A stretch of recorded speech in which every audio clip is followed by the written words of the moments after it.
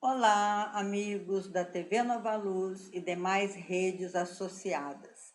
Nós estamos iniciando o programa Depois da Morte, como vocês viram na vinheta, e é uma alegria muito grande participar desse projeto de amor.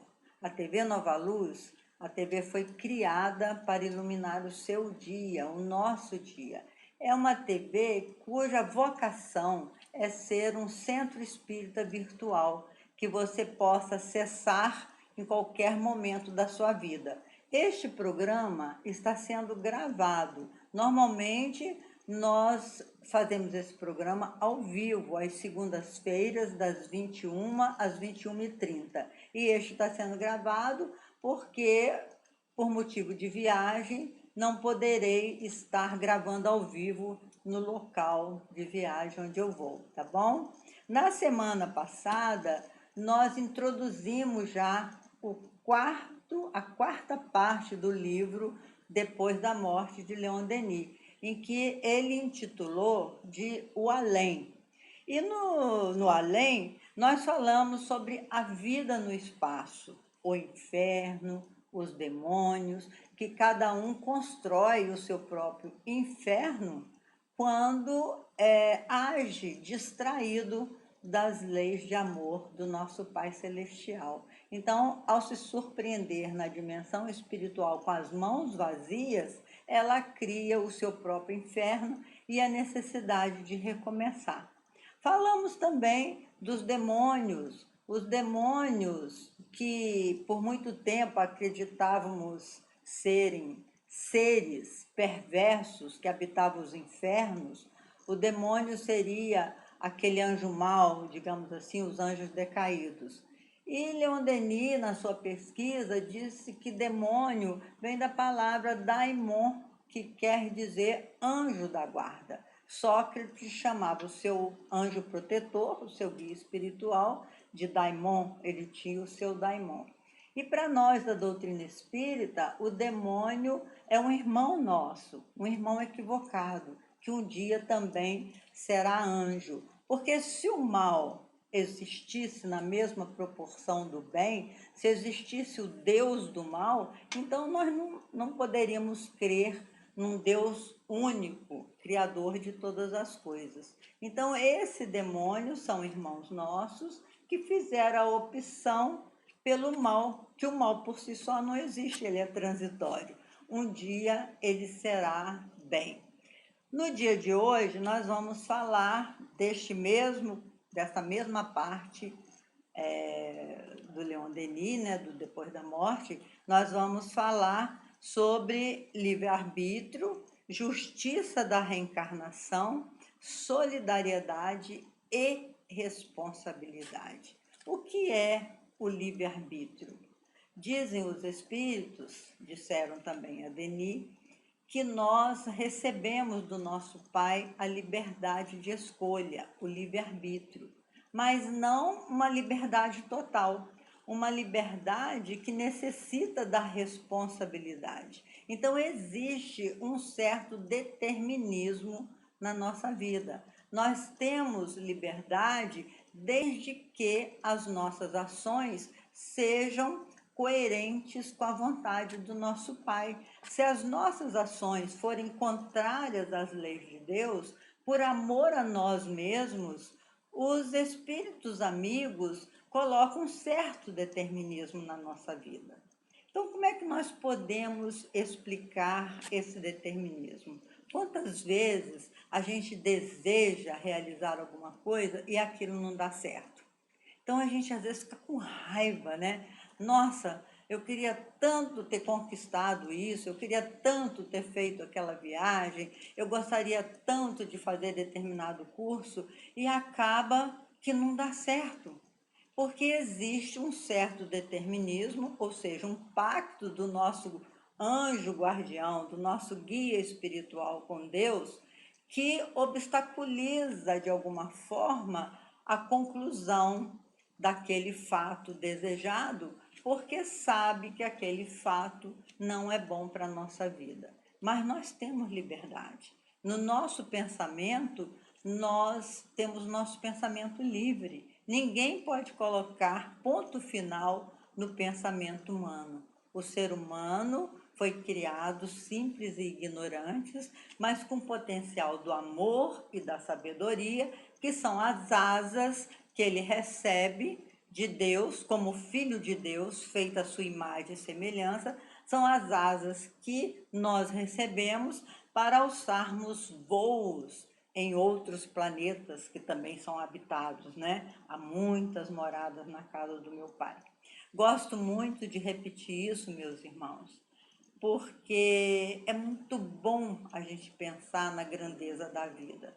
Em todo o universo está cheio de vida, de uma diversidade imensa. Se a gente acha que na Terra existe uma pluralidade, uma diversidade imensa de pessoas, de coisas, imagina por aí, mundo afora, como que não é essa diversidade. Então é lindo a gente pensar nisso e na nossa responsabilidade como os filhos de Deus. Quando Leon Denis fala sobre a responsabilidade, é que a gente pense que não existe o acaso da nossa vida.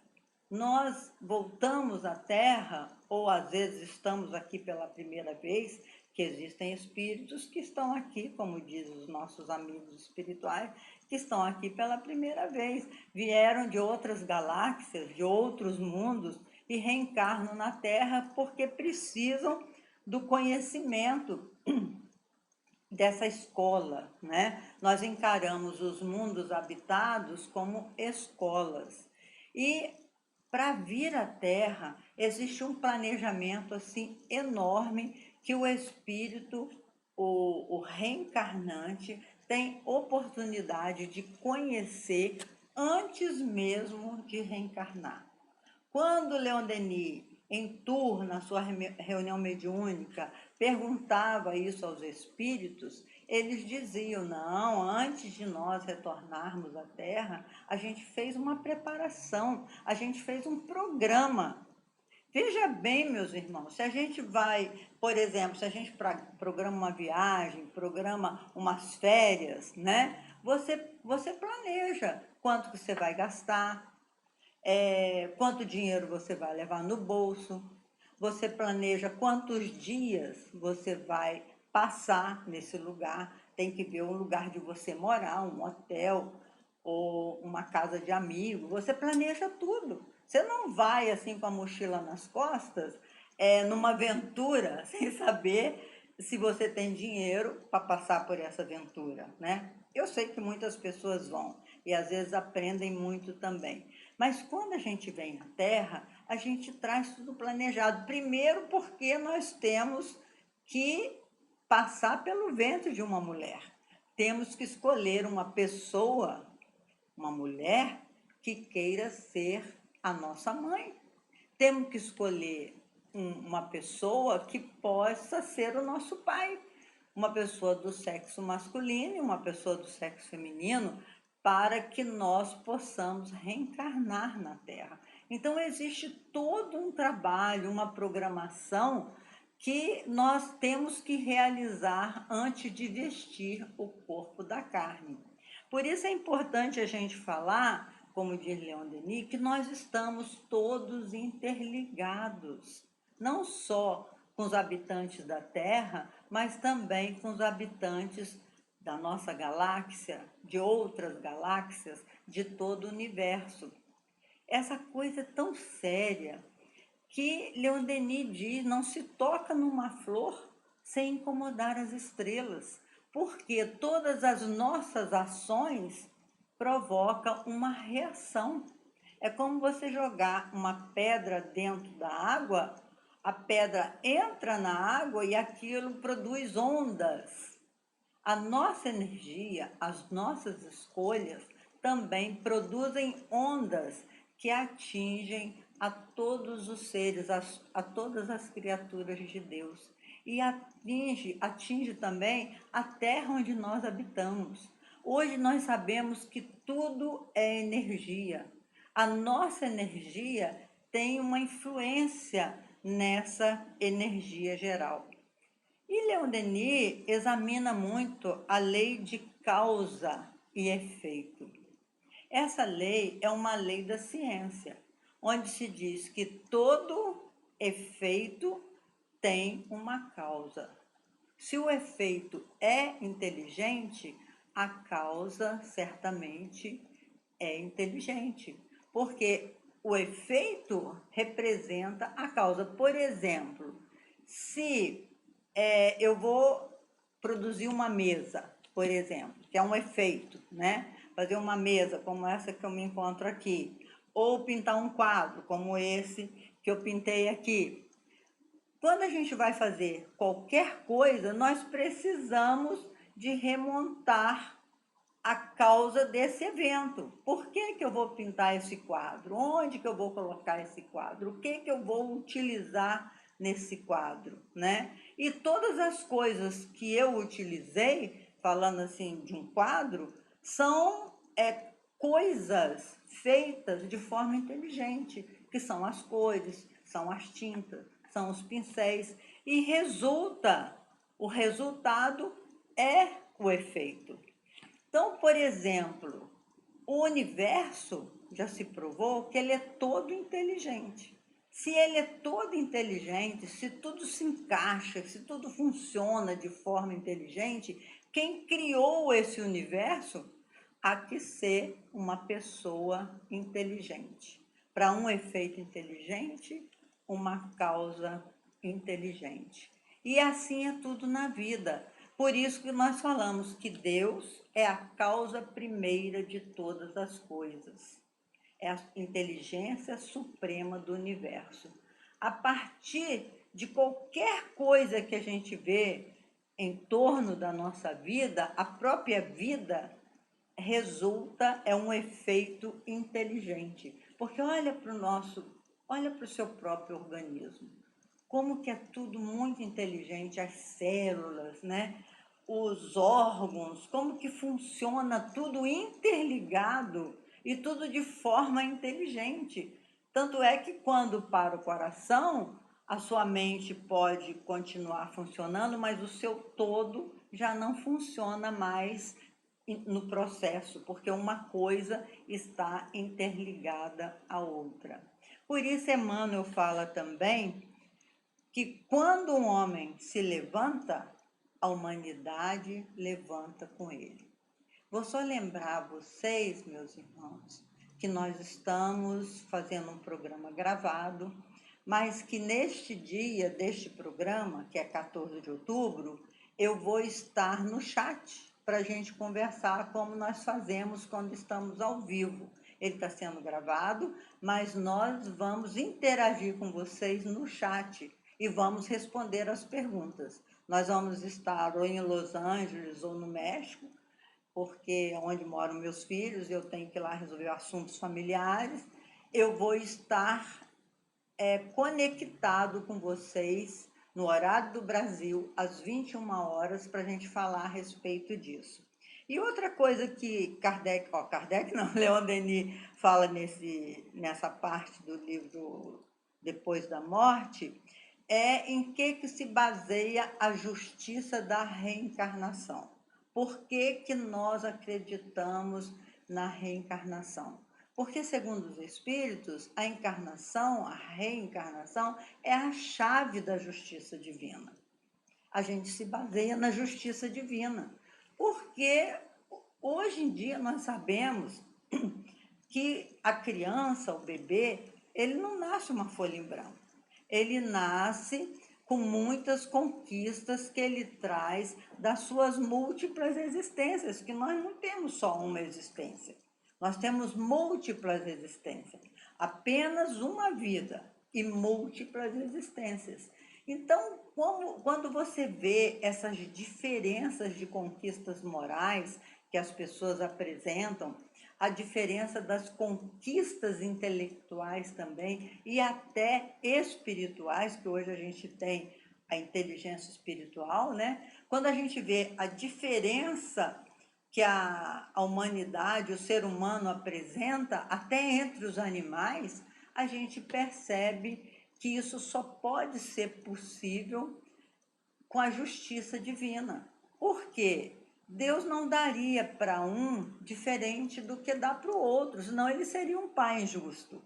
Qual pai que vai dar para um mais do que para outro, né?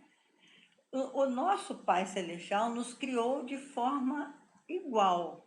Ele nos criou simples e ignorantes, com o potencial do amor e da sabedoria. E com o nosso livre-arbítrio, nós vamos conquistando. Tem pessoas que questionam isso e diz, mas como que o homem lá no seu início, que não tinha ainda inteligência para escolher bem, o próprio Sartre escreveu certa feita uma peça em Paris que chamou As Moscas. Nessa peça, Sartre faz um diálogo, né, entre Zeus, que seria o deus, e Orestes, que era o personagem, onde Orestes falava assim para Zeus: ainda que o Senhor envie sobre mim todas as pragas, todas as dores, os tsunamis, os terremotos, os tufões, pode enviar sobre mim toda desgraça, ainda que só faça isso comigo, não vai poder fazer comigo que eu não consiga pensar. E o que eu penso de ti. Aí Deus, né, Zeus, ficou irado com Orestes e disse assim, mas, ô seu verme, então você não sabe que foi eu que te criei? Aí Orestes responde assim, claro que eu sei que foi o Senhor que me criou, mas cometestes um erro, me fizeste livre.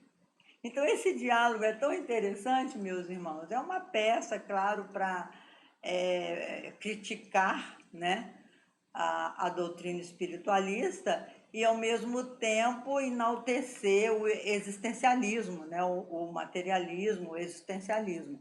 Que Sartre queria dizer o seguinte, que Deus criou o homem imperfeito e, como criou ele imperfeito, sabia que ele ia errar e porque ele errou, ia ser punido. Então, não tinha nenhuma lógica, nenhuma coerência essa história de Deus nos punir. E os espíritos dizem que nesse ponto ele tem razão. Não tem nenhuma lógica achar que Deus nos pune. Deus não pune ninguém. Ele fez leis perfeitas que cada um tem, como diz Denis, tem a glória e a miséria em si mesmo. Olha como Denis é o poeta da revelação, né? Cada um de nós tem a glória ou a miséria. Temos a glória quando entendemos a justiça de Deus e agimos dentro da justiça divina. Qual é a diferença da justiça de Deus da justiça dos homens? Os homens, sim, eles punem e tem que punir para que aprenda a viver em sociedade. Os homens punem. Os homens querem a morte do pecador, mas Deus, ele quer que o pecador se redima. Ele não quer a morte de ninguém e também não quer nos punir. Então, por que existe a dor? Né? Porque a dor é uma forma de nos conscientizar que estamos no caminho equivocado. Quantas dores temos percebido ao nosso redor, meus irmãos? Muitas dores não são de vidas passadas também, não. Existe assim um equívoco de dizer que a gente está sofrendo hoje pelo mal que fez no passado. Não necessariamente. Nós estamos sofrendo porque nós estamos encarnados num planeta ainda muito próximo da animalidade. Para isso, os espíritos categorizaram os mundos, tem 5 categorias de mundos habitados. É uma forma pedagógica que eles encontraram da gente entender a escalada dos mundos. Porque quando os habitantes de um mundo progridem, esse mundo progride com esses habitantes. Ele se torna melhor também, mais fraterno o mundo, porque a Terra, né, ela tem alma, ela reage às nossas ações impensadas. O que nós estamos assistindo aí nesse desequilíbrio ecológico que está acontecendo é porque os homens têm agredido muito a terra. Hoje em dia, os ambientalistas nos apontam isso, esses equívocos que nós estamos fazendo. Então, respondendo a Sartre, nós dizemos a ele: você tem uma certa razão, meu irmão, de dizer que Deus não teria coerência se Deus nos criou simples e ignorantes, sabendo que por sermos ignorantes nós vamos errar e depois nos punir. Não tem lógica. Então, ele não nos pune, mas para ser justo, a justiça divina é que a lei é igual para todos. Eu não sei se eu tenho tempo até para contar uma outra historinha, tem? Tem uma outra historinha muito interessante que que quem contou foi Kafka, Franz Kafka. Kafka, ele escreveu vários contos, né? E ele era advogado. E ele escrevia os contos, e quando ele mostrava para as pessoas não gostavam do seu conto, porque os contos dele eram muito metafóricos. O primeiro conto que notabilizou Kafka foi o conto que ele chamou das baratas, a metamorfose, agora lembrei o nome. Kafka chamou esse conto de metamorfose. E esse conto notabilizou ele, mas depois que ele tinha morrido. Porque quando ele mostrava para as pessoas os contos, ninguém gostava, nem a família dele. E antes de morrer, que ele morreu com tuberculose muito cedo, 40 e poucos anos, se eu não me engano, 44 anos, ele chamou um amigo dele e disse assim: eu tenho vários contos. E eu estou com pena de jogar fora. Eu acho que esses contos têm algum conteúdo bom. Então o amigo dele falou: não, deixa comigo que eu vejo. Ele falou: então, por favor, se você achar que não é bom, pode jogar ele fora. Eu estou dando todos os contos para você. Então, depois que ele morreu, esse amigo dele publicou e ele fez um enorme sucesso com um conto que ele chamou de Metamorfose. E esse conto é que um homem, um caixeiro viajante, né, que trabalhava demais vendendo as coisas, pegando trem, indo de povoado em povoado vendendo coisas, para manter a família dele, que era o pai, a mãe e uma irmã. Ele não era casado. E ele ficou muito revoltado com a vida dele. Ele achava a vida dele um lixo. Ele trabalhava só por conta desse negócio de família. E um dia ele acordou transformado em uma barata. Esse conto é tão lindo, meus irmãos, que eu até recomendo que você leia, porque ele é tão metafórico. É porque às vezes no mundo a gente se sente assim, feito um inseto inútil, né? Quantas pessoas entram num processo de depressão porque não gostam da própria vida, etc e tal. Mas o conto que eu quero falar dele não é esse. É um outro que ele escreveu, chama Diante da Lei.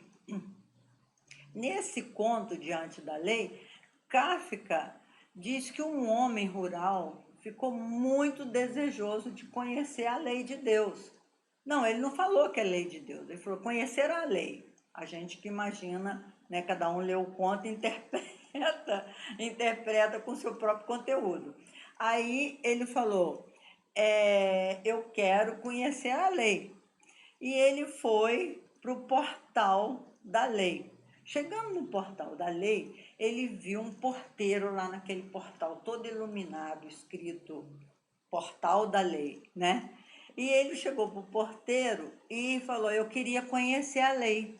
Aí o porteiro falou com ele assim: não, mas você ainda não tem condições de conhecer a lei. Aí ele ficou ali, assim, espreitando. Ele falou: eu vou esperar esse porteiro, um descuido desse porteiro, e vou entrar nesse portal da lei. Mas ele não conseguia. O porteiro ficou ali, impassível, olhando para ele, e ele ficou ali, foi ficando e foi ficando. Aí o porteiro viu que ele não queria sair dali, pegou uma cadeira, né? Deixou uma cadeira para ele sentar, e ele sentou naquela cadeira ou naquele banco, e o porteiro falou assim: meu amigo, já tem muitos anos que você está querendo conhecer a lei. Aqui você não vai entrar. E se por um acaso você conseguir entrar, você vai encontrar um outro portal que você não vai conseguir ultrapassar. Então você está perdendo seu tempo aí. Aí o porteiro, o homem falou assim, mas por que eu não posso entrar se eu quero conhecer a lei? Ele falou, porque o senhor não tem as características ainda necessárias para conhecer a lei. Eu estou contando com as minhas palavras, tá, meus irmãos? O conto é muito mais bonito do que isso. Enfim, o homem ficou ali. Aí, passado esse tempo, ele foi envelhecendo, é uma metáfora, né? Que ninguém fica sentado assim, mas é uma metáfora. Ele ficou ali, sentou, passou muito tempo. Aí um dia ele falou assim com o porteiro: escuta aqui, eu não entendo. Será que é só eu que quero conhecer a lei? Não vi ninguém chegar aqui pedindo para entrar. Será que eu sou a única pessoa do mundo que deseja conhecer a lei? O porteiro falou com ele assim: não, é porque essa porta aqui é só sua. E se você não conseguir as características necessárias para entrar aqui, né? Eu vou fechar a porta e você vai morrer aí. E isso que aconteceu. O porteiro fechou a porta e aquele homem morreu ali sem conhecer a lei. E realmente é um conto metafórico que a gente tem que pensar por que esse homem não conseguiu conhecer a lei. É a mesma coisa, ele estava falando, meus irmãos, do anseio humano de querer entender a justiça divina. Por que muitas pessoas não conseguem compreender a justiça divina? Aí eu digo para vocês, porque falta a chave. Falta saber que a vida tem noção de continuidade. A vida não termina com a morte. A existência, sim, porque nós temos apenas uma vida e múltiplas existências. Então, é necessário conhecer as leis de Deus. E Leon Denis termina todos esses estudos dizendo: existem 3 bens imorredouros a serem conquistados: a sabedoria, a ciência humana e o amor. Assim nós terminamos a nossa apresentação, esperando que vocês participem, que perguntem, e eu vou ter uma alegria enorme de responder. Muita paz para todos, fiquem com Deus e até o nosso próximo encontro, se Deus quiser.